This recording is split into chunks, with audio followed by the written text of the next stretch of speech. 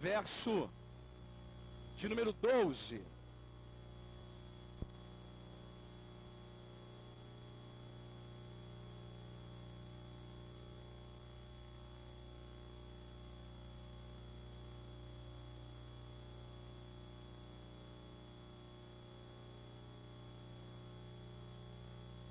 E diz assim esse versículo aí, do registro do nascimento de Jesus Cristo, conforme então o Evangelho de Lucas.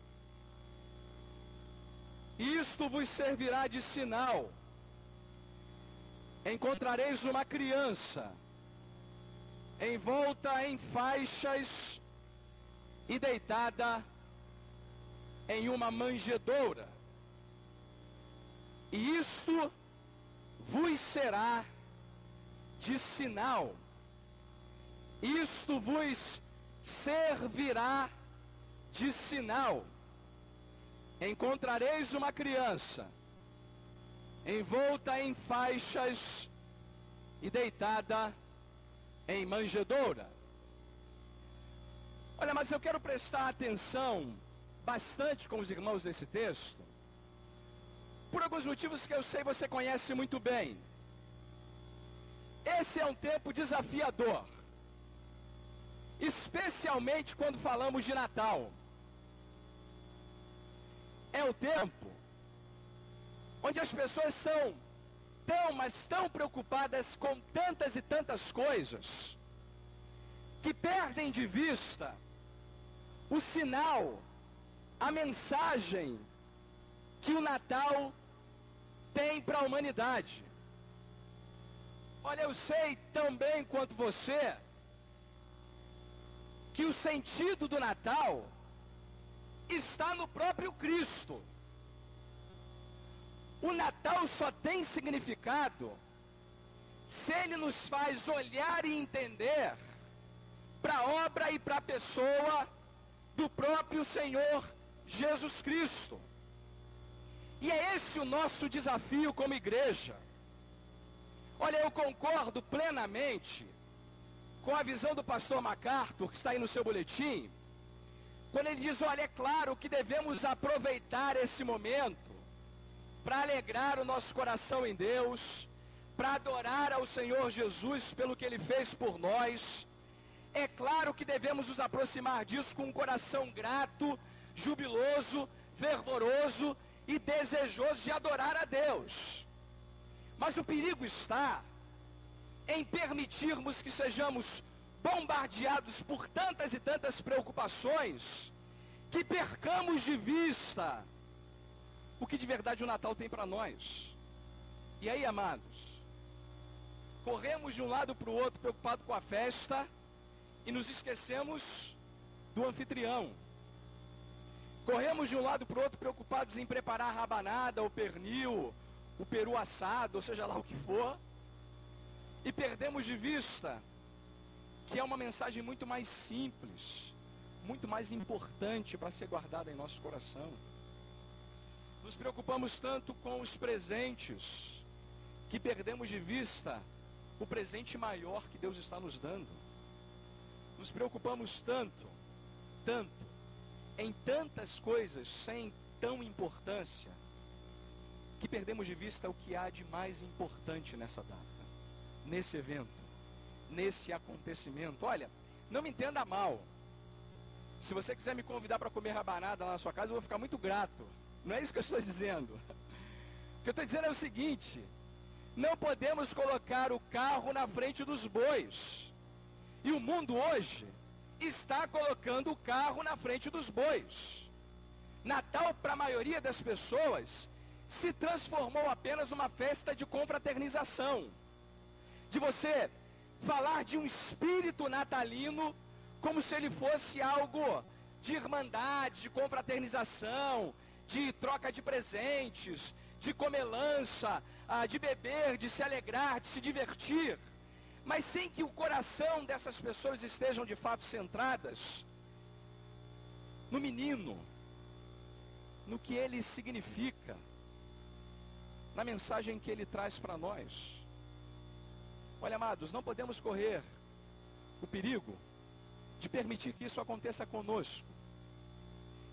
Não podemos permitir que ao longo de um dia como esse, sejamos tomados por tantas outras preocupações que roubem de nós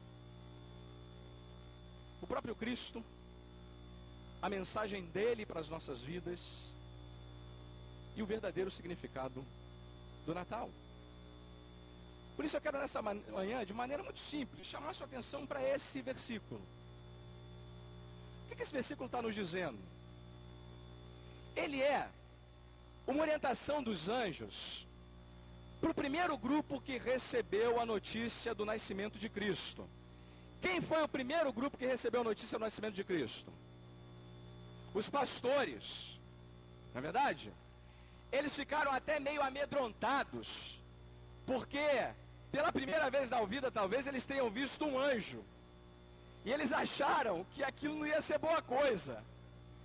E a coisa surpreendente é que primeiro o anjo diz assim: olha, não temam, não tenham medo, eu trago para vocês uma nova de grande alegria, que será para todo o povo. E eles completam, ou melhor, o anjo completa: é que hoje vos nasceu na cidade de Davi o Salvador, que é Cristo o Senhor. Eles recebem uma informação do anjo. A informação era uma nova de grande alegria, que seria para eles e para todo o povo. E agora, junto com a informação, o anjo dá para eles um sinal. Curioso que esse sinal capacitaria os pastores a encontrar o menino e saber quem ele era. Você sabe muito bem, amados, que por ocasião do nascimento de Cristo, muitas crianças nasceram naquela região. E deveria haver alguma coisa que diferenciasse o menino da Boa Nova dos demais meninos que haviam nascido naquela época. E veja qual é o sinal que os pastores deveriam perseguir. Nele há duas informações diferentes. Primeiro, diz o verso de número 12: encontrareis uma criança envolta em faixas. Essa primeira informação é uma informação que não ajuda muito. Sabe por quê? Porque era hábito daquela época que todas as crianças que nasciam fossem envoltas em faixas. Nós não fazemos mais isso, não envolvemos mais em faixas os nossos filhos, mas fazemos algo semelhante a isso. O pastor, depois que teve 2 filhos, ficou expert nesse negócio. Eu até descobri que tem um negócio chamado cueiro, que eu nunca tinha ouvido falar nesse treco, nesse pano, que você usa para envolver o recém-nato depois que ele nasce. Não é verdade? As mamães estão ali concordando comigo, eu não estou falando bobagem aqui. O cueiro é um manto, um pano que você prepara, separa, para que quando o nenê sai da barriga da mamãe, protegido que estava, permaneça aquecido, protegido, e de uma certa maneira você tenta reproduzir um ambiente que o deixe confortável. Tô certo, mamães? Eu lembro que a maior preocupação da minha esposa e da minha sogra, bendita sogra que tenho, é que pais, homens, não sabem pegar recém-nascido. E elas ficam todas preocupadas porque não querem que o bebê fique desconfortável. Não é verdade? O fato é que envolver em faixas era algo que todo mundo fazia. Todas as crianças que nasciam naquela época recebiam esse cuidado, e não foi diferente no caso do nosso Senhor e Salvador Jesus Cristo. A mãe dele, como agraciada que foi, era também muito cuidadosa. E o texto diz para nós, no verso 7 do capítulo 2, que foi essa a primeira coisa que ela fez quando recebeu nos braços aquele maravilhoso menino. Olha o que o verso 7 diz: e ela deu à luz o seu filho primogênito. Enfaixou-o, colocou ele em faixas. Portanto, essa informação era algo comum, rotineiro. Mas o anjo não deixa a informação aí. Ele vai além e dá uma informação que essa sim é inusitada, surpreendente e fora do comum. Porque o texto diz, olha, vocês vão encontrar a criança envolta em faixas, e o texto diz mais, e deitada em manjedoura. Se você tiver dúvida, olha só o verso 16, ou melhor, olha só o verso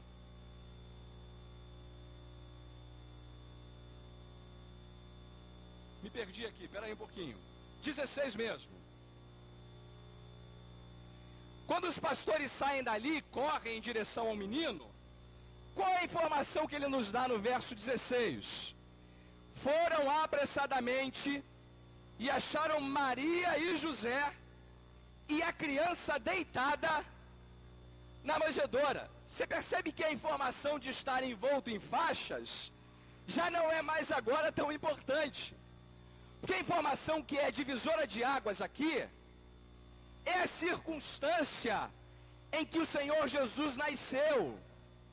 E o texto informa, olha, ele foi colocado em uma manjedoura.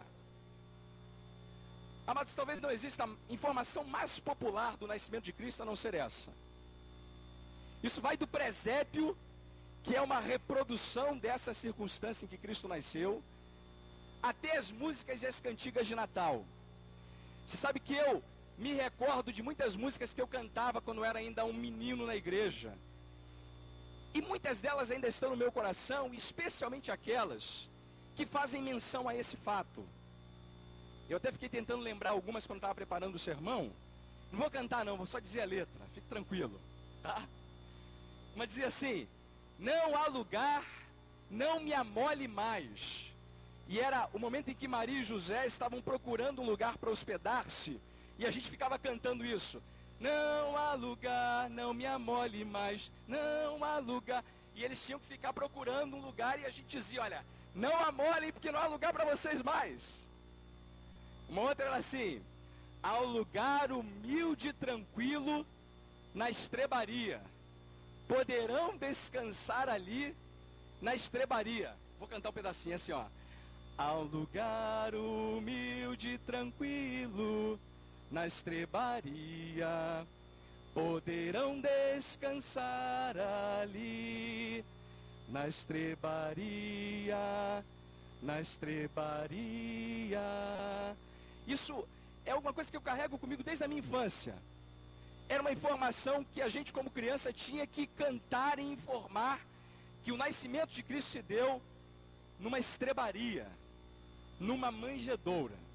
Mas olha, eu sempre cantava essas coisas sem entender de verdade o que elas significavam. Você sabe o que é uma estrebaria e uma manjedoura? Olha, eu vou até dizer uma coisa aqui. Os nossos presépios são todos eles mentirosos. Parece que a estrebaria se transformou no lugar mais adequado para uma criança nascer. Não é verdade? Você se deu conta disso? Fica todo mundo, os bichinhos tudo quietinho, né? Como se eles não mugissem, não fizessem barulho.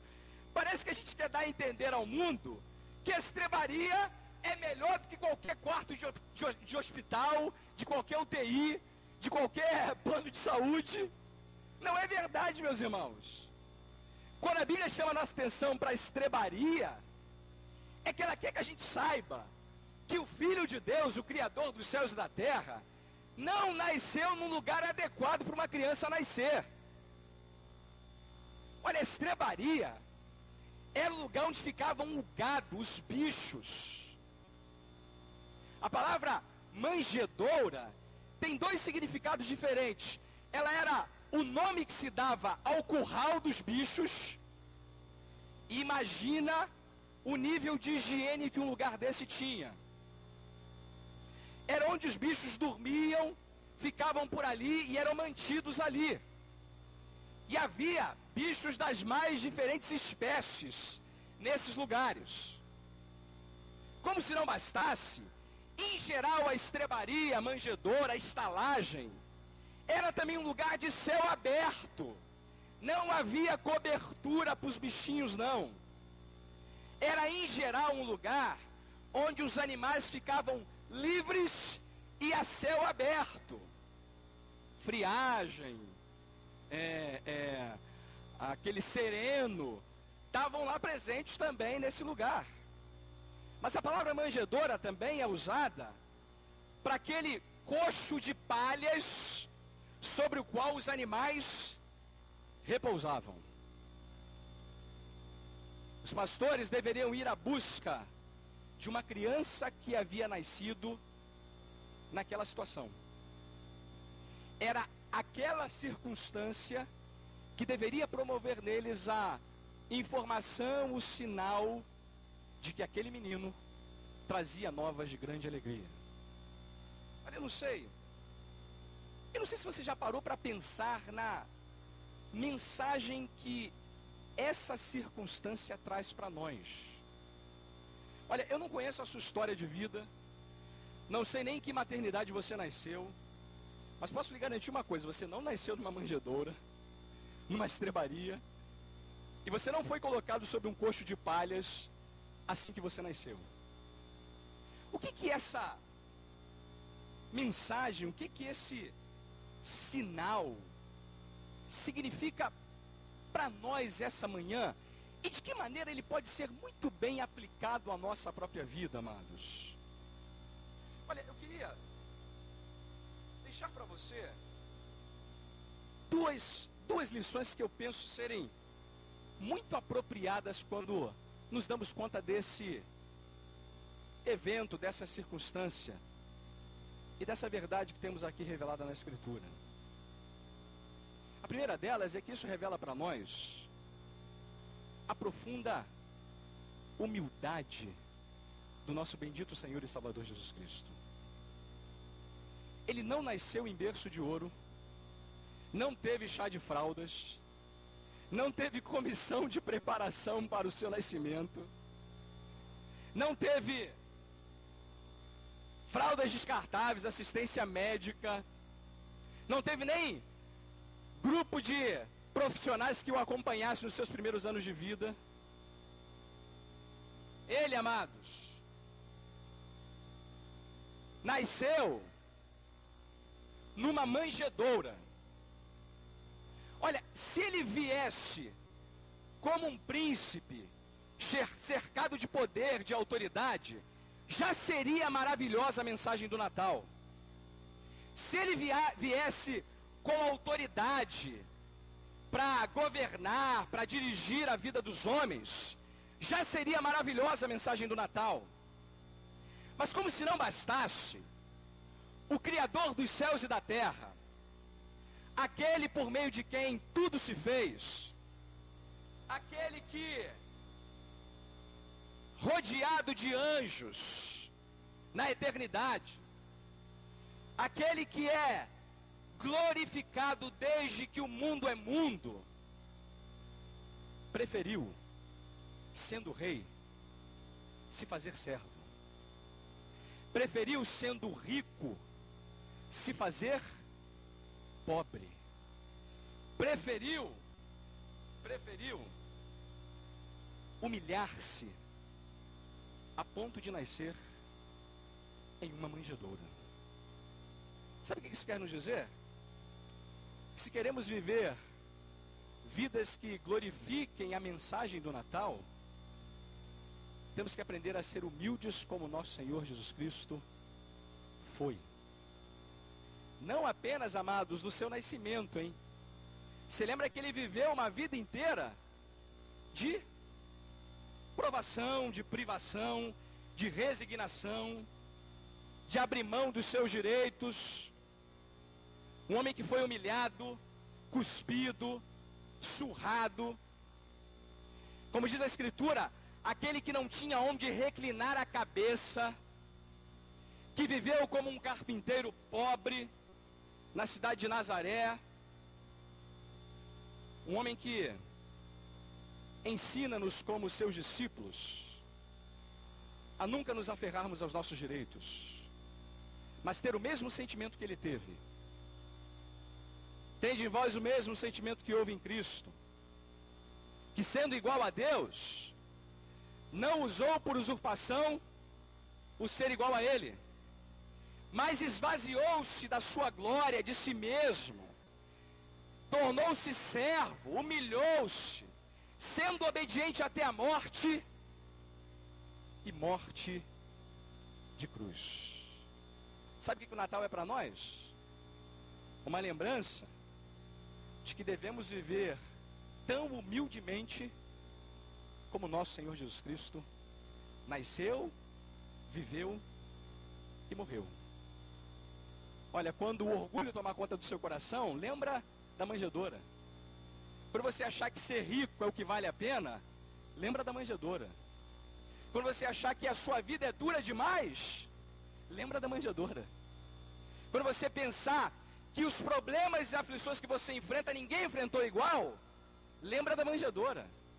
E saiba que aquele que nasceu na manjedoura, não se privou de nenhuma das aflições, para que eu e você tenhamos nele exemplo a ser seguido, mas um Salvador e um Redentor, que conhece as nossas mais profundas necessidades.